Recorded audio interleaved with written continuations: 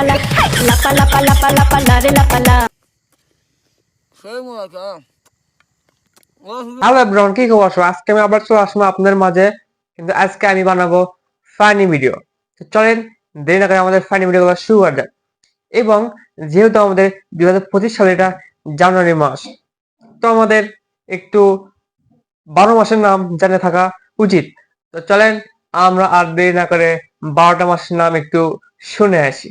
কদি জানো আর ভেবরা কেউ যেন আবার বেশি হাসেন না, পরিমাণ মতো হাসেন।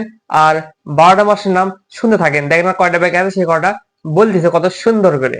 আরফিন মেঘ জোনাকি জুলা আগর সে কিন্তু নতুন নতুন নাম আবিষ্কার করতেছে।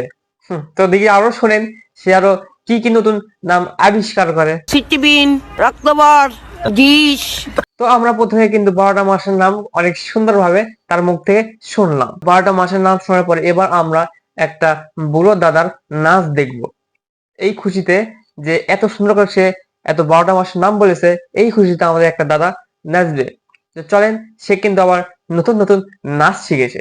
লাপা লাপা লাপা লাপা লারে লাপালা, বন্ধুরে তোর মুখের হাসি লাগে রে ভালা লাপা লাপা লাপা লাপা লারে লাপালা, বন্ধুরে তোর মুখের হাসি লাগে রে ভালা।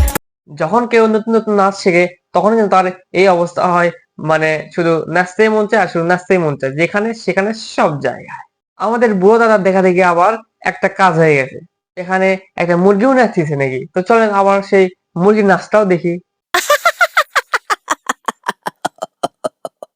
মুরগি হলে কি হবে, নাচটা কিন্তু ভাই অসাধারণ, তাই না? শুধু নাচ দেখলে কি হবে, একটু তো ইংরেজি পড়তে হবে, তাই না? আমাদের ইংরেজি শুনতে হবে, ইংরেজি বুঝতে হবে। চলেন আমরা একটু ইংরেজি শুনি। কি প্রবলেম? ওর নাম কি? No problem. নাম কি? What is your name? Sarala Rani. My name is Sarala. This is my Sarala Rani. তাই এই ভিডিওটা দেখতেছ, তার শাশুড়ি যখন প্রথম প্রথম ইংরেজি শেখে, তো দেখেন তো তার শাশুড়ি কিভাবে ইংরেজি বলতে থাকে। অসাধারণ অসাধারণ, সে কিন্তু অনেক সুন্দর ইংরেজি বলেছে। মানে ইংরেজি শিখতেছে তো, সে তার মধ্যে একটু ভাবি আনতে, সে তো ইংরেজিতেই কথা বলতে চায়।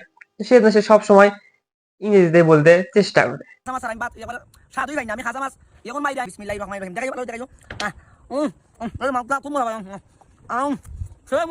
এটা আপনাদের লিটন দাস। সে এমন এমন কর্ম করে যা সে টিকটকে ভাইরাল।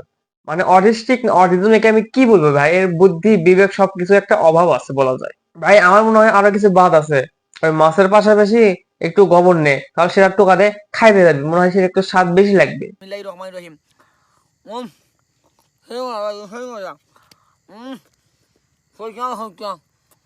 ভাইরাল হওয়ার নেশা হচ্ছে এমন একটা নেশা, এমন একটা ব্যারাম, এমন একটা রোগ যে সে ভাইরাল হওয়ার জন্য সবকিছু করতে পারে।